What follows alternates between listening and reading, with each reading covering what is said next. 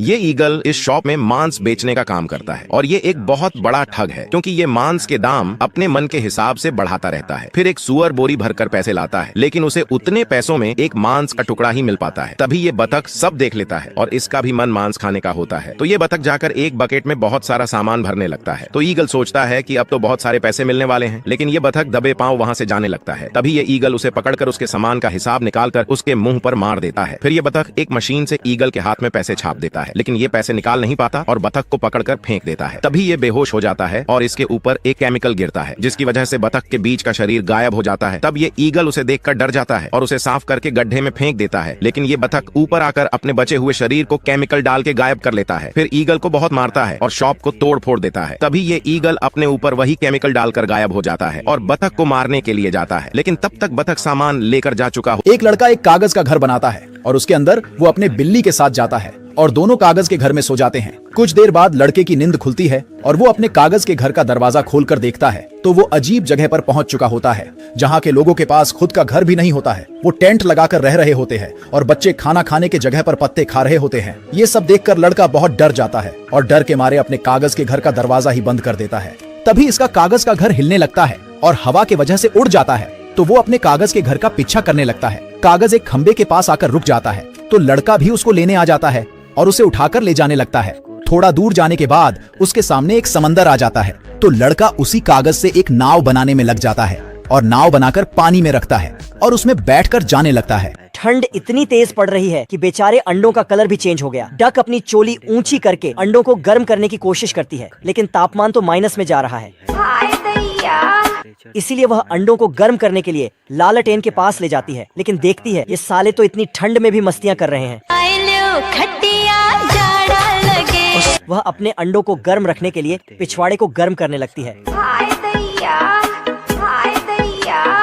वह अपनी तशरीफ अंडों के ऊपर रखने वाली थी, लेकिन डर के कारण सारे चूजे निकल जाते हैं। डक उन्हें लेकर पानी में जाती है, लेकिन यह एक चूजा अभी पूरा नहीं निकला है। वह रहा होता है, जीते की हवस नहीं, किसी पे कोई वश नहीं। लेकिन ये चिमकांड उसके ढोलना को धड़का देता है। कैसे लोग रहते हैं यार यहाँ। बिलार अपनी भरपूर शक्तियों का इस्तेमाल करते हुए पुल पे पुल बनाए जा रहा है रोनाल्डो बनेंगे, आईपीएल में जाएंगे। और ये चिमकांड भी भरपूर पिछवाड़े का दम लगा के। जय हिंद दोस्तों। अरे एलविश भाई के आगे कोई बोल सकता है क्या? साला पहलवान चिरकुट के बॉक्सिंग बैग को खाली करके उसमें पत्थर भर दिया। भाई आज ऑमलेट नहीं बनाऊंगा, आज तेल का ऑमलेट बनाऊंगा। चिरकुट अनारकली को पटाने के लिए बाहुबली बनके बेग को पहलवान के ऊपर पहुंचा दिया। वो क्या इतना बड़ा गैंगस्टर था? चिरकुट डोला बना रहा था, तभी पहलवान उसको मोटरसाइकिल से बांधकर खींचने लगा। चिरकुट अनारकली का पीछा करने लगता है, तभी पहलवान उसको फंसा देता है। गैंग लेकर आने वाले होते हैं गैंगस्टर, वो अकेला आता था। नहीं। अनारकली चिरकुट को बचाने आ जाती है। ये कुत्ता टेबल को साइड करके बाहर निकलता तो छुटकू इसे गुदगुदी कर देता है, तो ये कुत्ता यहाँ से भाग जाता और बाहर आके पेट भर के हंसता है। इधर छुटकू दरवाजे को मोमबत्ती से गर्म करने लगता है। मैं बैठा हूँ किस्मत के भरोसे। मोटा कुत्ता दरवाजा खोलते ही उल्टे पांव वापस चिल्लाने चला जाता है। अब छुटकू बहुत सारे पटाखा एक साथ बांध के भालू के आसपास लगा देता है। फिर कुत्ते के रास्ते में ग्लू गिरा देता, जिससे कुत्ता आता और वहीं लटक के रह जाता है। रोम रोम भाइयों।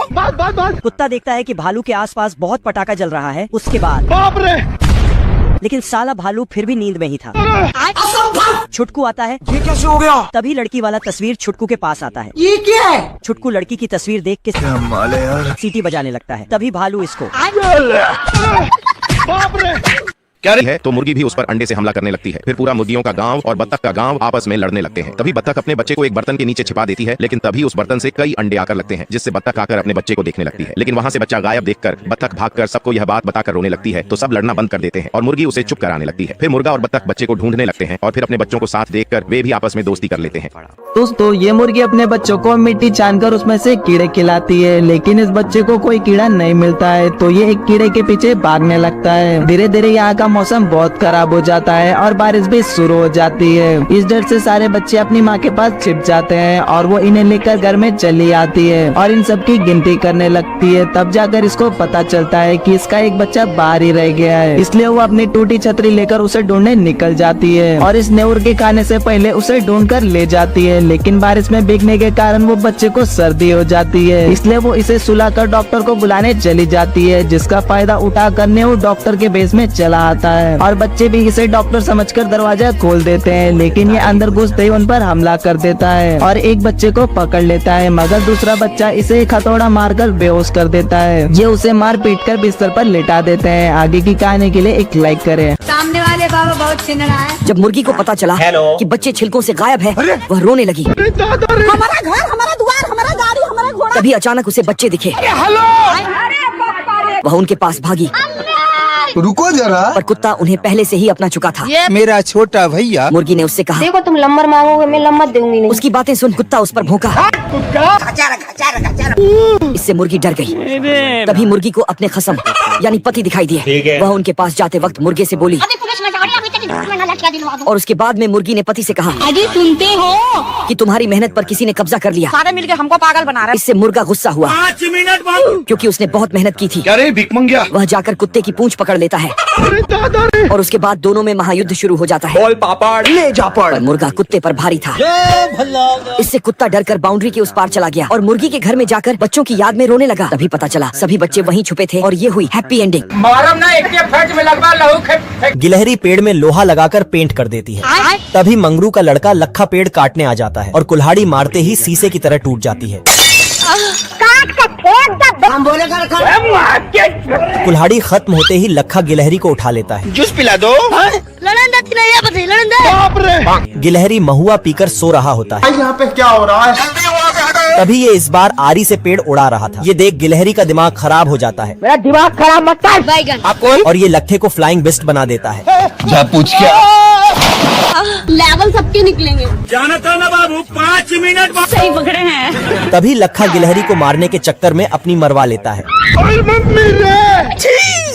इस बार लखा बॉम्ब से गिलहरी को उड़ाने वाला था। अच्छा। पर गिलहरी तो लखे से 2 कदम आगे होती है। सुतली में आग लगाते ही दूसरी लकड़ी में धमाका हो जाता है। तभी इसके अंदर से खूंखार भालू निकलता है।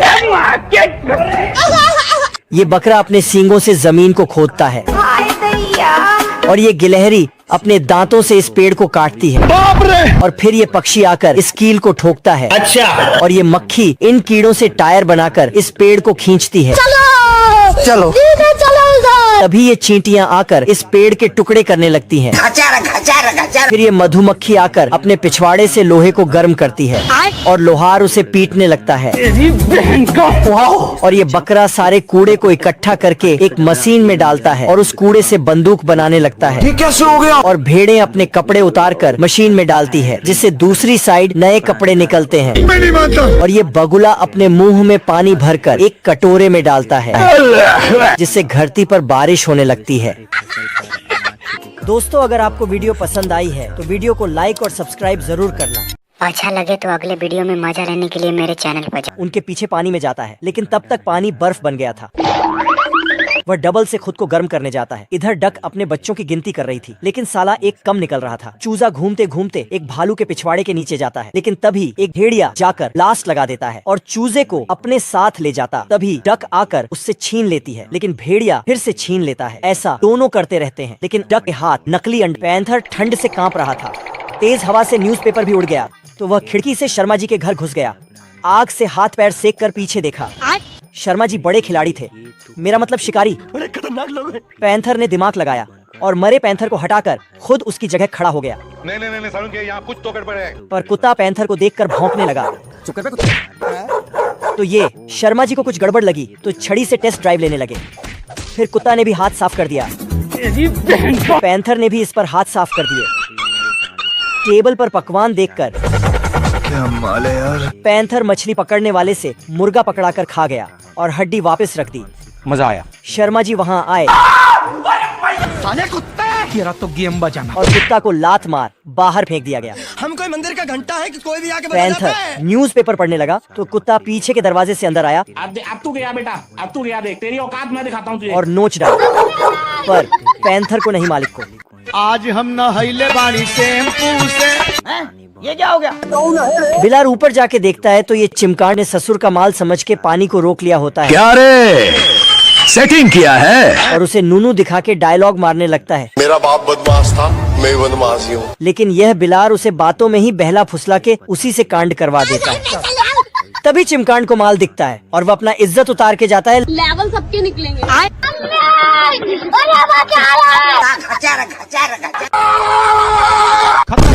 बिलार मोटिवेशन लेते हुए काम कर। भिख मंगिया क्या देख रहा है? हाँ? ये आदमी कुत्ते को बेचना चाहता है, लेकिन कुत्ता डर के मारे बाहर नहीं जाना चाहता है, इसलिए पीछे हट जाता है। मगर ये हरामी कुत्ता आगे वाले कुत्ते को बेचना चाहता है, इसलिए उसके पिछवाड़े में सुई चुभा देता है। अभी मजा आएगा। नहीं नहीं नहीं नहीं नहीं नहीं नहीं। ये हरामी कुत्ता भागते हुए जेल के पास आकर हंसने लगता है और जेल से बाहर निकलने का प्लानिंग बनाने लगता है और सारा गुनाह भाग करके जमीन को खोदने लगता है। अब मैं तुमको अपना करोड़ों का खजाना दिखाता हूँ। हरामी कुत्ता धरती को खोद कर सीधा भालू के घर आ जाता है। मगर तभी वहाँ वही कुत्ता भालू के घर आ रहा होता है। भालू घर से बाहर आकर अपने कुत्ते से बोलने लगता है, अरे सुधरो रे, अभी तो सुधर जाओ। इधर सुदमास कुत्ता भालू की माल का फोटो देखकर मन ही मन खुश हो रहा था। क्या माल है यार। तभी वहाँ भालू आ जाता है और कुत्ते को कुत्ते की तरह मारता है। गैंडा दांत फाड़कर लकड़ी में छेद करता है। मजनू लकड़ी को देसी थार पर रखा। गाड़ी स्टार्ट कर। तो अजगर भी अपना जलवा दिखाता जीते की हवस नहीं। और मजनू बत्तख से भोंपू बजाता है। दरअसल सभी जानवर टाइटैनिक जहाज बना रहे हैं, क्योंकि बारिश से आइलैंड डूबने वाला है। सभी बंदर पेड़ पर चढ़कर उसी पर कुल्हाड़ी बजा रहे हैं। रोम रोम भाइयों। और खतरनाक गैंडा को आजाद करके लकड़ी चिड़ फाड़ रहे हैं। क्या सोच है रे तेरी। इन सभी लकड़ियों से जहाज बनकर तैयार हुआ और राजा की तीनों बाबू सोना ने फल सब्जी को जहाज में लोड किया। ये सब देखकर सूरज मजे लेता, लेकिन तभी मनहूस बादल आते और बारिश शुरू हो जाती, जिसे देखकर राजा और उसके सिपाही पुंगी बजाते। इमरजेंसी कॉल आने पर डॉक्टर एम्बुलेंस को लहराते हुए भागा। भैया सांप बना दे, सांप। जंगल की सीधी सड़कों से होते हुए मरीज के पास पहुंचकर इमरजेंसी ब्रेक लगाया, जिससे एम्बुलेंस का इंजन छोड़कर सब कुछ पेड़ से चिपक गया। हमने सोचा शायद डॉक्टर निपट गया। अरे यार ऐसा कैसे? लेकिन तभी निकलकर वह मरीज के पास भागा। मरीज थे पेंडू दादा। डॉक्टर ने पहले लटक कर पेड़ का सैंपल लिया। नहीं कुछ तो गड़बड़ है। लेकिन वह गिलहरी थी और दूसरे गड्ढे में एक उल्लू था, जिसके गर्म सांसों के साथ थर्मामीटर गर्म होकर फट गया। गंभीर हालत को देख आप भी ठीक कर देते। उसने विटामिन और लौंग तंबाकू का इंजेक्शन भरा और जब लगाने वाला था तभी कमजोरी की हालत में पेड़ बांधा, जिससे पूरा शरीर हिल गया और डॉक्टर नीचे गिर गया। इतनी ऊंचाई से गिरने पर डॉक्टर के इंजेक्शन घुस गया और साथ ही सुई भी टेढ़ी हो गई। उस इंजेक्शन का असर तुरंत ही हुआ। डॉक्टर के कान से झाड़ और नीचे से जड़ निकलने लगी। इस साला उड़ रहा होता है। तभी साले को कुछ याद आता है, फिर नीचे गिरने लग जाता है। ये साला एरोप्लेन की तरह लैंडिंग करने लग जाता है। यह साला मेरे दोस्त की तरह रोने लग जाता है। फिर ये इसको उठाता। हम्बा हम्बा रम्बा रम्बा कम्बा कम्बा दुम्बा दुम्बा बुम्बा बुम्बा बम्बा बम्बा। ये साला मेरे दोस्त की तरह सोचने लग जाता है। कौन सी भाषा बोल रहा है? जूस पिला दो, मौसम्बी का पिला दो, मूड ऑफ है मेरा। ये साला बड़ा हरामी है, इसके लिए एरोप्लेन बनाने हो जाता। बाप रे, अब तू गया बेटा। केकड़ा अपनी दोनों आँख से इल्ला को देख रहा था, तो इल्ला उसके आँख को आपस में बांधकर भाग जाता है। उठा के पटकूंगा। अब तू गया बेटा। खत्म। ये मुर्गी एक बत्तख के बच्चे को पकड़कर उसकी पिटाई कर देती है। फिर बच्चा रोता हुआ अपनी माँ के पास जाता है और सारी बात अपनी माँ को बताता है। फिर बत्तख गुस्से में जाती है और मुर्गी के बच्चे को पकड़कर उसकी जमकर पिटाई कर देती है। ये देखकर मुर्गी बत्तख से लड़ने लगती है और बत्तख भी चुप नहीं रहती। फिर बच्चे अपनी अपनी माँ का मुंह देखने लगते हैं, क्योंकि कोई भी चुप होने का नाम ही नहीं ले रहा था। तभी वहाँ पर मुर्गा आ जाता है और उन दोनों की बातें सुनने लगता है। लेकिन तभी बत्तख मुर्गे को ही मार देती है और वहाँ से जाने लगती है। लेकिन तभी मुर्गा भागता हुआ आता है और अपनी चोंच से बत्तख के सिर और पूंछ पर मारने लगता है। फिर बत्तख उदास होकर अपने पति के पास जाती है और मुर्गे से इसका बदला लेने के लिए कहती है। फिर बत्तख डरते हुए मुर्गे का दरवाजा बजाती है, तो मुर्गा गुस्से से बाहर आकर उसे धक्का देने लगता है और उसे कई मुक्के मार देता है। फिर मुर्गा आकर उसकी गर्दन पकड़कर उस पर कई मुक्के बरसाता है। फिर उन दोनों में लड़ाई होने लग जाता है। इसके घर भेजने के लिए इसको बिठाकर ट्राई करने लग जाता है। ये साला तो प्लेन पे नहीं जाता है। आपके समझा कि हम राजा है। यह कुत्ता पर्स में बम रखकर छोटू की तरफ फेंकता है और प्लेन में बैठकर बहुत दूर चला जाता है। छोटू बोलता है तुम्हारा पर्स ले लो। हवा के वजह से एक आदमी का टोपी उड़कर चला जाता है। तभी बड़ा कुत्ता टोपी के अंदर बम रख के फेंक देता है। छोटू टोपी को लाके आदमी को देता है। आदमी खुश होके पैसे निकलता है।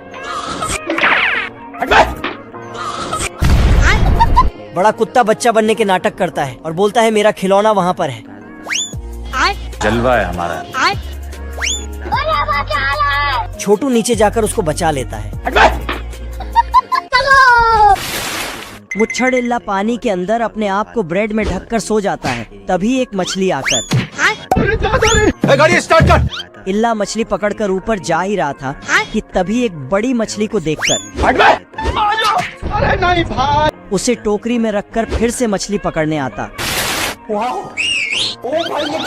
लेकिन ये मछली इल्ला को कोई भाव ही नहीं देता। अम्मा बहन पे आ जाऊंगा मैं इनकी। तो साला ये कांटे में झूल के दिखाता है कि ऐसे झूलने में मजा आता है। मछली शर्माकर कांटे में झूलते ही ये क्या हो गया? एक बार जब इल्ला ऊपर आ रहा था तभी उसे केकड़ा से मुलाकात